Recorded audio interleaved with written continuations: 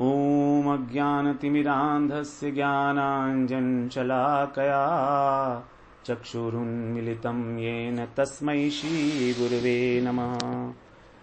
वाञ्छाकल्पतरुभ्यश्च कृपासिन्धुभ्यैव च पतितानां पावनेभ्यो वैष्णवेभ्यो नमो नमः।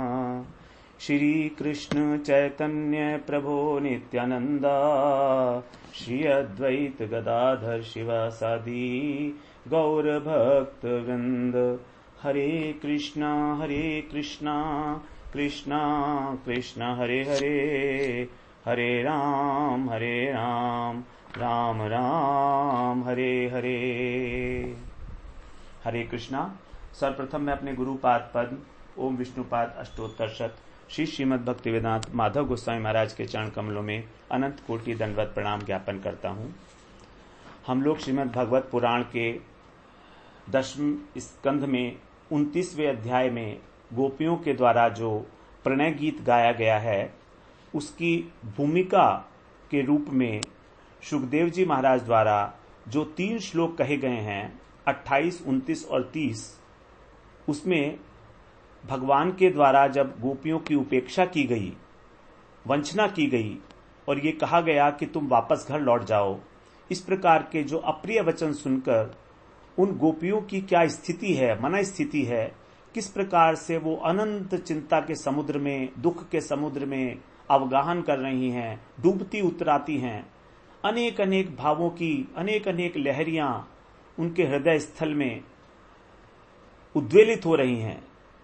किम कर्तव्यम विमूढ़ हैं, समझ में नहीं आ रहा है उनको क्या करें, भगवान की बात माने या नहीं माने, अपने प्राणों को ही छोड़ दें, इनके सामने अपने प्राण छोड़ें या यमुना जी में जाकर डूब जाएं।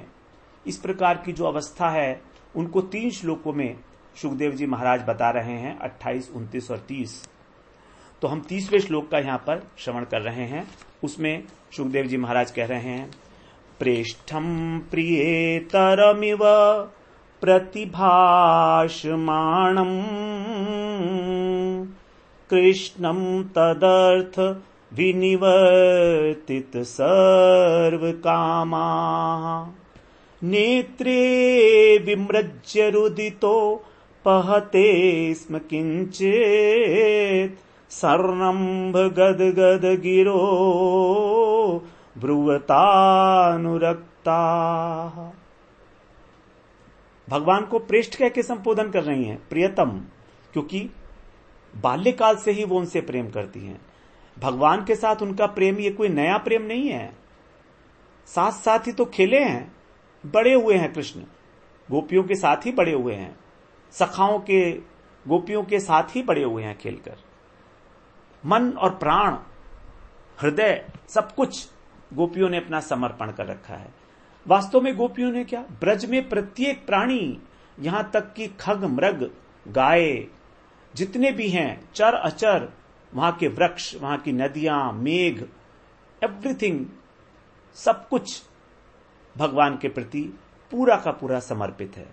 उनकी कैसे अधिक से अधिक सेवा कर पाए, इसके लिए व्याकुल है।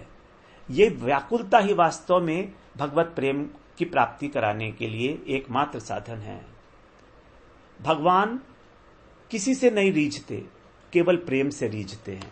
श्रीमद् भागवत पुराण का उद्देश्य प्रेम है, परम पुरुषार्थ। अन्य पुराणों में भजन की बात की गई, भगवान का भजन करना चाहिए, ठीक है, भगवान का भजन करना चाहिए, भक्ति करनी चाहिए, लेकिन श्रीमद् भागवत पुराण में ही केवल ये बात अपूर्व संदेश दिया गया है कि भगवत प्रेम को प्राप्त करना ही हमारा परम पुरुषार्थ है। जो कलिहत जीव हैं, कलयुग के जीव हैं, उनके लिए यही एकमात्र रास्ता है और कुछ नहीं है। भागवत में तो ये कह रहे हैं, हे जीवात्मा, तू भगवान का भजन करने में समर्थ नहीं है, ठीक है, नहीं तुझमें उनको पुकारने की योग्यता है, यह भी ठीक है। इसलिए तुम मेरी एक बात मान लो, तुम ना तो भगवान को पुकार सकते हो, तुम ना भगवान का भजन कर सकते हो, ठीक है, मान ली तुम्हारी बात, अयोग्य हो, मंद बुद्धि, मंद भाग्य, उपद्रवी मन, तो क्या करना है, तुम बस एक बात मान लो, तुम बिल्कुल शांत होकर मेरी एक बात ध्यान से सुन लो और तुम समझो इस बात को कि भगवान तुम्हें बुला रहे हैं। इस बात को समझो और गहराई से अनुभव करो कि भगवान ही तुम्हारा आह्वान कर रहे हैं। तुम तो उन्हें चाहते नहीं, लेकिन भगवान ये इच्छा करते हैं कि तुम उनके पास चले जाओ। हमारे से करोड़ों गुना अधिक आकांक्षा से युक्त होकर भगवान हमको पुकार रहे हैं। भगवान भागवत के मुरलीधारी वंशीधारी भगवान है, वेणुधारी भगवान है, हमेशा वेणु धारण किए हैं और सबका आह्वान कर रहे हैं। इसीलिए भगवान की वेणु का एक नाम है सर्वभूत मनोहरा। सर्वभूत मनोहरा, सभी प्राणियों के मन का हरण करने वाली, यह है उनके वेणु का नाम। यह उनका उद्घोष है भगवान का, वेणुनाद। तो तुम असमर्थ हो, कोई बात नहीं है, भगवान तो पुकार रहे हैं ना, वे तो समर्थ है ना। मनुष्य भगवान के पास नहीं पहुंच सकता, इसलिए भगवान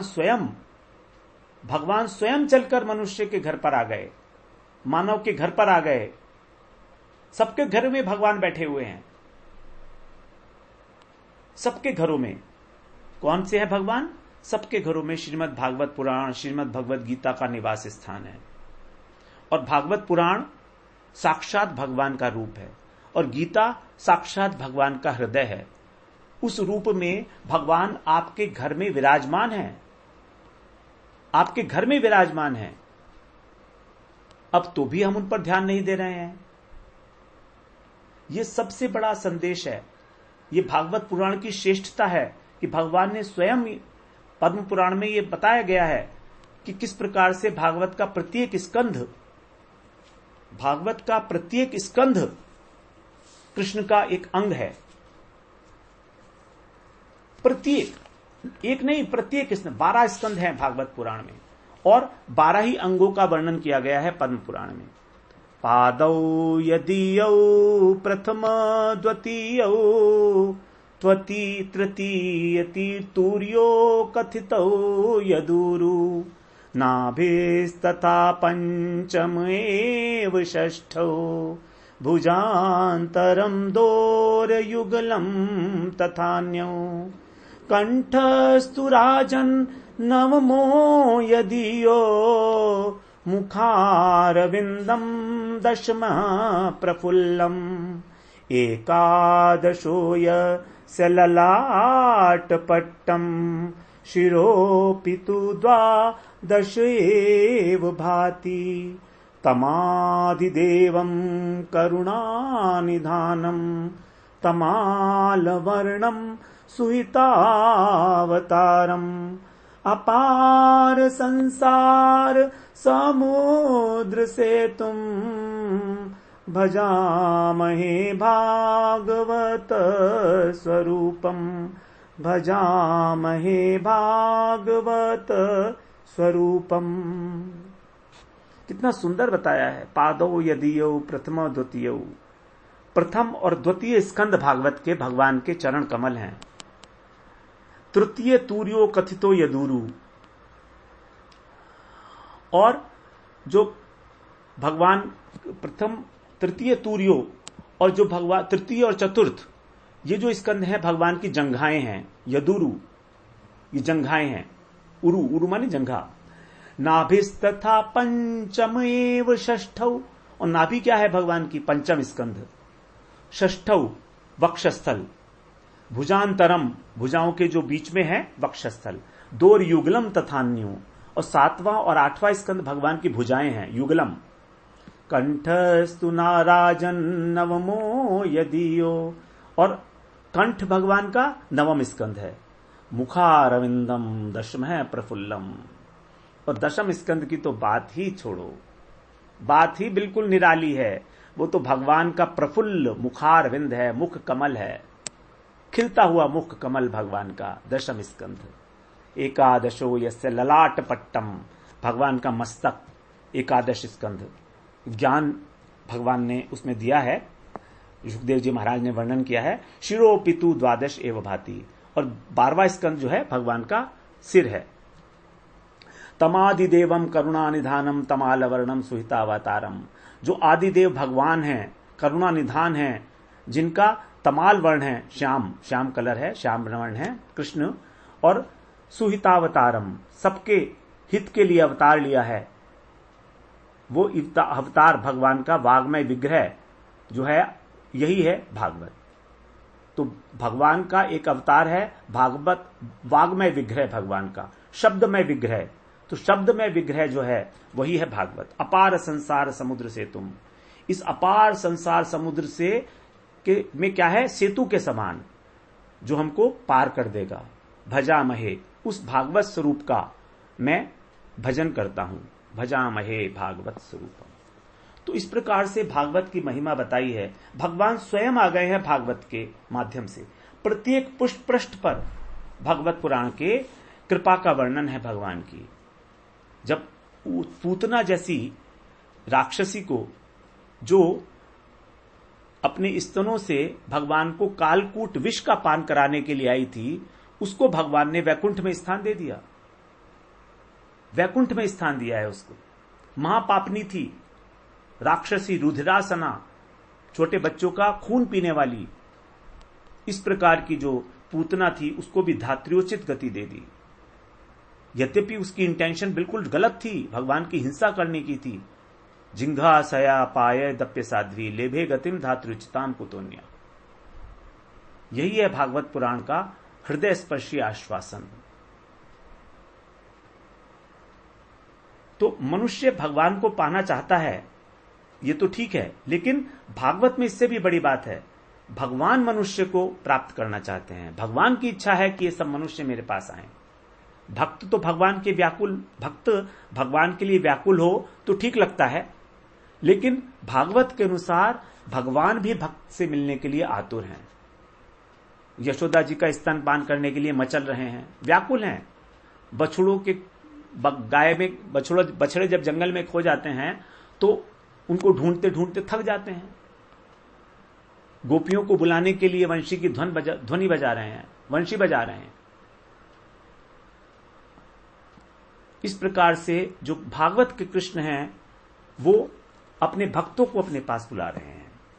तो यहां पर सुखदेव जी बता रहे हैं कि गोपियां कह रही प्रेष्ठम प्रिय प्रतिभाषणामाणम, भगवान के इस प्रकार के वचनों को सुनकर जो कृष्ण में पूरी तरह से अनुरक्त थी, अनुरक्ता, वे रोने के कारण जिनके नेत्र बंद हो गए थे, रुदितो अपहते, और अपने नेत्रों को विब्रज पोंछ रही थी, इस प्रकार की गोपियां गदगद कंठ से, क्रोध से अभिभूत होकर, प्रणय कोप से, आवेश में भगवान से ऐसा बोली। अब्रुवत, अब्रुवत अनुरक्ता, अब्रुवतानुरक्ता। तो भगवान से वो क्या कहने जा रही हैं? वो ये कहती हैं भगवान से, कृष्ण ने उनकी कितनी उपेक्षा की, लेकिन तो भी गोपियों के हृदय में प्रेम कम नहीं हुआ। उनके हृदय में यह भी नहीं आया कि हम चली जाएं यहां से छोड़कर। यही है प्रगाढ़ अनुराग और प्रेम। प्रेम की, शुद्ध प्रेम की परिभाषा दी है उज्ज्वल नीलमणि में। सर्वथा ध्वंस रहितम सत्यपि ध्वंस कारणम यद भाव बंधनम यूनो सप्रेमा परिकीर्तितः, कि प्रेम के शिथिल होने के अनेक कारण उपस्थित होने पर भी, प्रेम के शिथिल होने के अनेक कारण उपस्थित होने पर भी जिस प्रेम का बंधन शिथिल नहीं होता। अनेक कारण उपस्थित हैं यहां पर गोपियों के पास। भगवान स्वयं कह रहे हैं तुम लौट जाओ, उपेक्षा कर रहे हैं उनकी, व्यंग कर रहे हैं उनके ऊपर बार बार।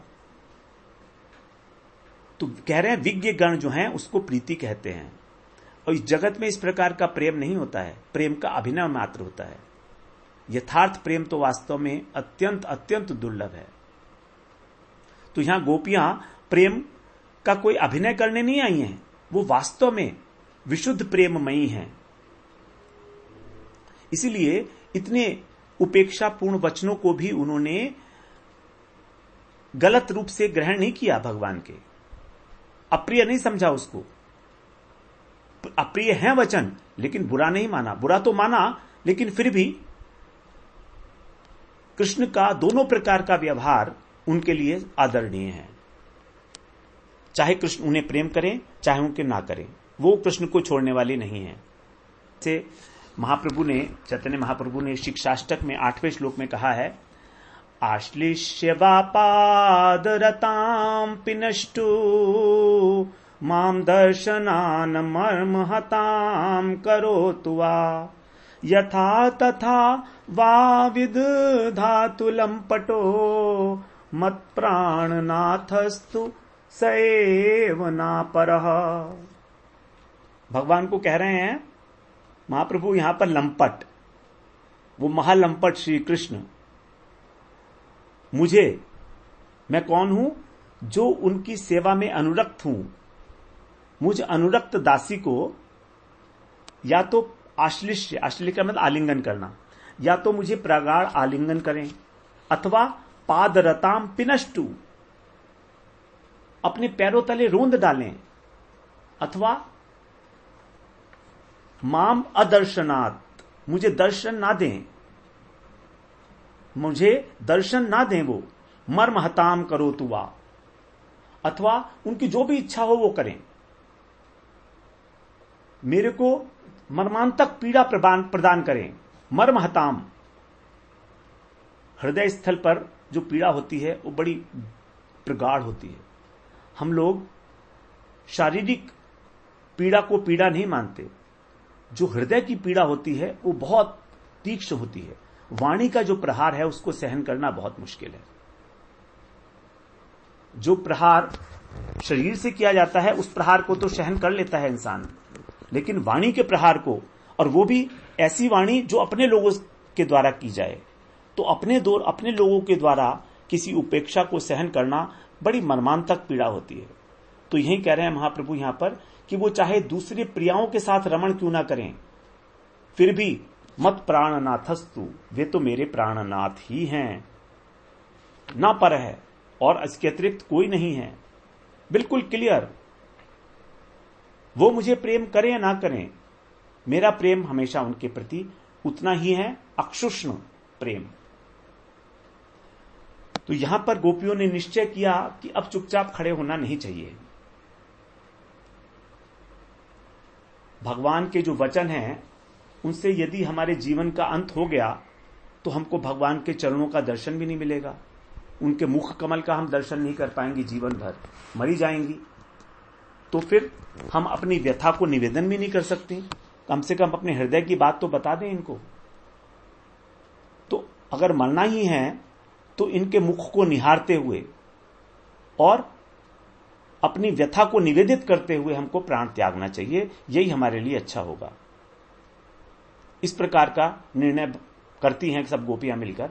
सभी गोपियां, असंख्य गोपियां हैं और सबके हृदय में एक ही भाव आ रहा है। इस समय सबके हृदय में वही भाव आ रहे हैं, ये नहीं कि एक गोपी सोच रही है दूसरी कुछ और सोच रही है। तो अब गोपियों को अपनी मृत्यु बिल्कुल निकट दिखाई देने लगी है, आसन्न मृत्यु, मरणासन्न अवस्था में पहुंच चुकी हैं। वो आंखों से बिल्कुल आंसुओं की धारा बह रही है। व्यथा निवेदन करने के लिए अब वो अपनी व्याकुल हो गई, तो उन्होंने किसी प्रकार से अपनी आंखों के आंसुओं को पोंछा, फिर भी वो मस्तक को नहीं उठा पानी अभी भी, मुखान्वय, मुख नीचे ही है उनका, और बार बार सोचती हैं कभी कि कुछ कहें कि नहीं कहें, कहें कि नहीं कहें। बार बार कभी उन्हें आशा होती है शायद कृष्ण जो है उनका विचार बदल जाए, हो सकता है उनका मूड बदल जाए, हो सकता है वो हमको टेस्ट कर रहे हों, ऐसा भी हो सकता है वो हमारे प्रेम की परीक्षा ले रहे हों। हो सकता है कृष्ण इन शब्दों के माध्यम से हमारे से प्रार्थना ही कर रहे हों, ऐसा भी तो हो सकता है कि उपेक्षा मूलक शब्द हो ही ना। ये भगवान की प्रार्थना करने का एक विशेष अंदाज भी तो हो सकता है। अब भगवान की जो बातें कही गई थी उनका वो दूसरी प्रकार से अर्थ लगाने लगी। पहले तो उन्होंने भगवान की बातों का उपेक्षा मूलक अर्थ लगाया कि जैसे भगवान उनको नेग्लेक्ट कर रहे हैं, उपेक्षा कर रहे हैं। लेकिन अब जो है दिव्या सरस्वती उनके हृदय के अंदर जब स्फुरित हुई तो उसने भगवान की शब्दों का प्रार्थना मूलक शब्द अर्थ उनके हृदय में प्रकाशित कर दिया। मानो भगवान उनसे निवेदन कर रहे हैं कि तुम यहीं रहो, मत जाओ लौटकर। अब जब उनको वो वाली बात स्मरण हुई दिव्या सरस्वती के कारण, क्योंकि जो दिव्या सरस्वती हैं वो शब्दों के अर्थ को घुमा देती हैं। कई बार ऐसा देखा जाता है, उपेक्षा मूलक शब्दों को ही प्रार्थना मूलक बना देती हैं और प्रार्थना मूलक को उपेक्षा मूलक। ये एक प्रकार है स्तुति करने का, जिसको हम बोलते हैं ब्याज स्तुति। ब्याज स्तुति की जाती है, मतलब कहे तो जा रहे हैं अपशब्द लेकिन स्तुति हो रही है उसमें। क्योंकि संस्कृत के अंदर संधि विच्छेद को अगर थोड़ा सा बदल दिया जाए तो विपरीत अर्थ निकलने लगते हैं। तो अब वो भगवान के प्रार्थना मूलक शब्दों का स्मरण करके उनको कुछ धैर्य बनता है। हो सकता है भगवान ने जो कहा है वो हम गलत समझ रहे हैं, उपेक्षा नहीं कर रहे हैं, बल्कि हमसे प्रार्थना कर रहे हैं कि तुम लोग यहीं रहो। अब जब उनको ये स्मरण हुआ तो उनको कुछ धैर्य बंधा और उन्होंने धीरे धीरे अपना मस्तक उठाया, सर उठाया उन्होंने। तो पहले जो एकदम से उनके हृदय के अंदर विषाद पैदा हो गया था, अब उनका कुछ अश्रु प्रभाव भी कम हुआ, नेत्रों को उन्होंने पूछा और अब उनके अंदर प्रणयकोप का संचार हुआ। बीच में तो बड़ी दीनहीन अवस्था में आ गई थी वो, लेकिन अब उन्हें समझ में आ गया कि कृष्ण हमको छल रहे हैं इन शब्दों के माध्यम से। वास्तव में ऐसा नहीं चाह रहे हैं जैसा कह रहे हैं, इनके शब्दों का कुछ और अर्थ है और भगवान का वास्तव में अर्थ भी वही था। भगवान जानते थे कि मैं गोपियों के हृदय के अंदर जो प्रेम सोया हुआ है, गुप्त है, मैं उस प्रेम को इनके मुख से व्यक्त नहीं करा सकता। इनकी स्वाभाविक लज्जा के कारण, स्त्रियोचित लज्जा के कारण। यद्यपि गोपियां ऊपर से अपनी पीड़ा दिखा रही हैं भगवान को, लेकिन भगवान उनकी पीड़ा के साथ साथ उनके हृदय में जो एक अपार प्रेम संपत्ति रखी हुई है, एक संपुट के अंदर छिपाकर, जैसे हम एक सॉलिटेयर को बहुत सुंदर डिब्बी में रखते हैं तो उसको संपुट बोलते हैं, तो अपने हृदय संपुट में जो उन्होंने प्रेम रूपी रत्न को छिपा रखा है, उसको कैसे बाहर निकाला जाए, ये भगवान की अभिलाषा है। तो ये विचार करके ही भगवान ने उनसे ये शब्द कहे थे और ये इन शब्दों का अर्थ भगवान की प्रार्थना थी। वास्तव में भगवान कह रहे हैं कि हे गोपियों, यदि तुम मुझसे प्रेम करती हो तो बिल्कुल ठीक ही है, बिल्कुल ठीक ही है। तुम मुझे जो प्रेम करती हो, तुमको वापस लौटकर नहीं जाना चाहिए किसी भी प्रकार से, तुम्हें वापस लौटकर नहीं जाना चाहिए। ये जो दिव्य सरस्वती है उसके द्वारा ये अर्थ जो टीका में प्रकाशित किए गए हैं उसके विषय में हम लोग बात कर रहे हैं। क्योंकि जिसके साथ बहुत अधिक निकटता होती है उसका यदि आदर न भी किया जाए तो भी वो ग्रहणीय होता है। और यदि तुम मुझे प्रेम करना चाहती हो तो और आई हो मेरे पास, तो ये तुम्हारा आना ठीक ही है, इसमें कोई बुरी बात नहीं है। क्योंकि मेरे शुद्ध भक्त जो हैं वो हमेशा मुझसे मिलना चाहते हैं, श्रवण कीर्तन करके किसी भी प्रकार से वो मेरे से मिलना चाहते हैं। इसीलिए तुमको, अगर तुम मुझसे मिलती हो भी हो, क्योंकि मैं तो सबके हृदय में विराजमान हूं, सबके हृदय की इच्छा को जानता हूं, तो यदि तुम मुझसे मिलती भी हो तो तुम्हारे को किसी प्रकार का कोई दोष नहीं होगा, क्योंकि मैं तो अंतर्यामी हूं। मैं जान गया हूं कि तुम मेरे प्रति अत्यंत अनुरक्त हो, लेकिन प्रकट नहीं कर रहे हो तुम। इसीलिए मैं अब तुमसे बार बार अनुरोध करता हूं कि तुम लोग मुझे छोड़कर ब्रज में मत जाओ। तो गोपियों के हृदय में ये दोनों प्रकार के भाव, कृष्ण के दोनों प्रकार के भाव, उपेक्षा मूलक और प्रार्थना मूलक, ये बार बार स्फुरित हो रहे हैं। अब अंत में जब प्रार्थना मूलक भाव स्फुरित हुए तब गोपियों को थोड़ा सा धैर्य आया, उनको कुछ हिम्मत बंधी कि हां, अब हमें कृष्ण को अच्छी प्रकार से बता देना चाहिए कि केवल यही हमारी उपेक्षा नहीं कर सकते हैं, हम भी इनके ऊपर क्रोधित हो सकती हैं। तो अत्यंत प्रेम के अंदर क्रोध भी स्वीकार होता है। जिस प्रकार की उपेक्षा स्वीकार की जाती है कुछ सीमा तक, उसी प्रकार से क्रोध भी स्वीकार किया जाता है। उसी को कहा जाता है प्रणय कोप। यद्यपि भगवान ने अनेक प्रकार की युक्तियों द्वारा ये समझाने की कोशिश की कि तुम्हारा यहां आना किसी भी प्रकार से ठीक नहीं है, अगर तुम मुझसे प्रीति ही करती हो तो केवल मेरा श्रवण कीर्तन करो।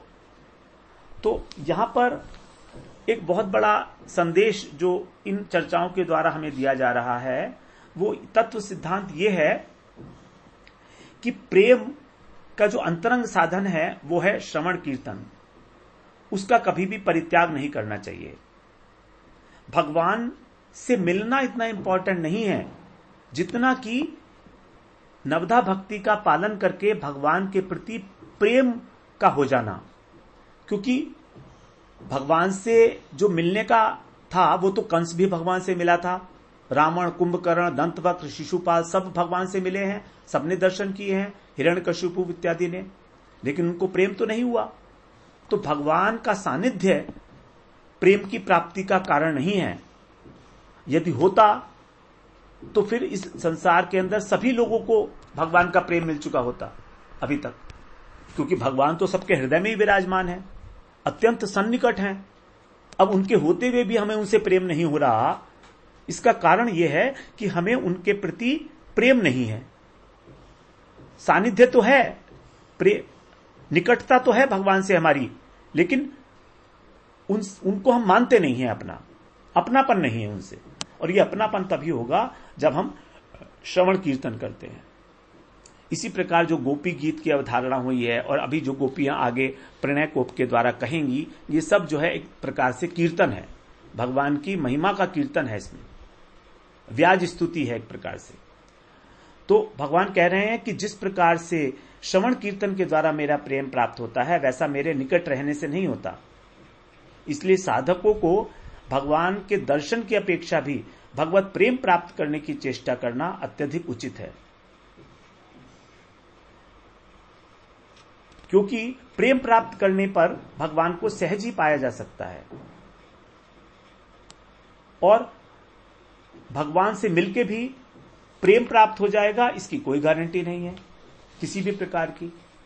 तो जितने भी भक्त हुए हैं, जितने लोगों ने भी भगवान की साधना करके भगवान को प्राप्त किया है, उन सभी ने भगवत प्रेम की अभिलाषा की है, साधु संग की अभिलाषा की है, जिससे भगवान के प्रेम की प्राप्ति हो जाए। तो इस प्रकार से जब गोपियों को भगवान के प्रार्थना मूलक वचनों का स्मरण हुआ, तब भगवान से अब वो अपनी बातें कहने जाएंगी। 31वें श्लोक से हम लोग कल से उसको श्रवण करते हैं, प्रणय गीत को। वांछा कल्पतरुभ्यश्च कृपा सिंधुभ्य एव च पतितानां पावनेभ्यो वैष्णवेभ्यो नमो नमः।